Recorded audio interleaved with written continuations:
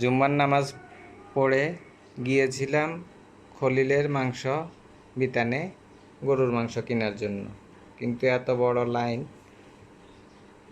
কেনা সম্ভব হয়নি।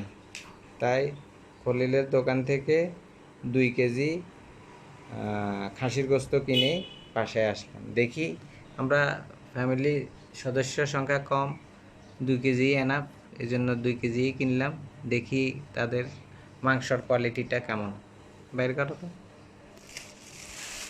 এই কারণ বিভিন্নভাবে অনেকে সমালোচনা করে, হ্যাঁ, প্রকৃত ঘটনা কি, অন্তত খাসির মাংসটা দেখি কি চর্বি আছে নাকি বেশি।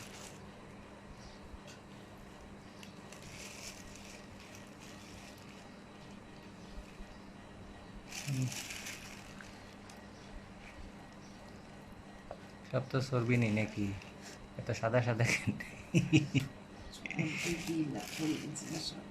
সব মিক্সড করে দিয়েছে। চর্বির পরিমাণ বেশি হলে তো ঝামেলা হবে না।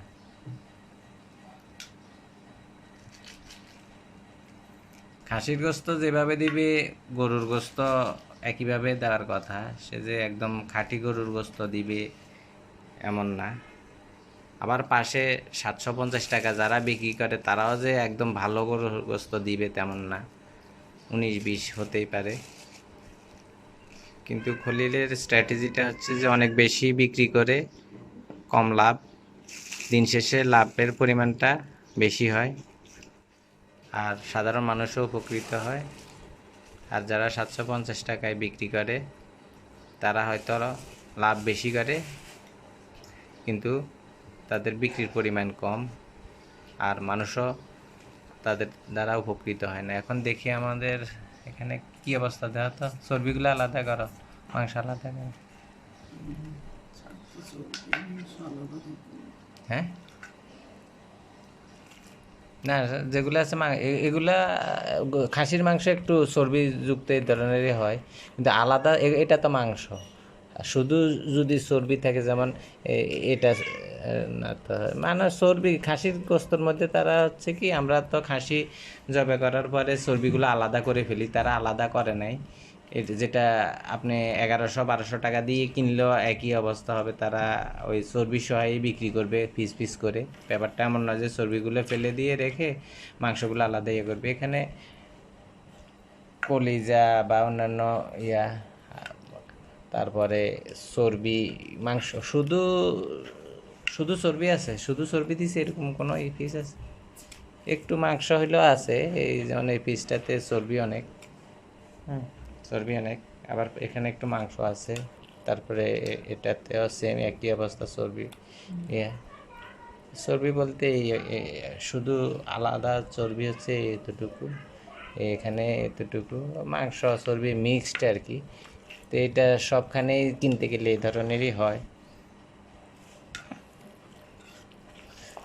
আমি এখানে 900 টাকা করে কিনেছি 2 কেজি। যদি 1100 টাকা দিয়ে কিনতাম, তারা যে আরও অনেক ভালো মাংস দিত এমনও না। হ্যাঁ, 1100 টাকা দিয়ে কি আরও ভালো মাংস দিত? তো মনে হয় না। এখানে একটু চর্বি হালকা একটু বেশি হয়তো। যাই হোক, বাস্তব চিত্র হচ্ছে এখানে বিশাল লাইন। এই লাইন, এখান থেকে আসলে মাংস কিনা এভাবে সম্ভব না। ঢাকা শহরের বিভিন্ন জায়গা থেকে বিভিন্ন মানুষ এসে মাংস কিনছে, সিএনজি দিয়ে আসছে, বিভিন্ন গাড়ি দিয়ে আসছে, হোন্ডা দিয়ে আসছে।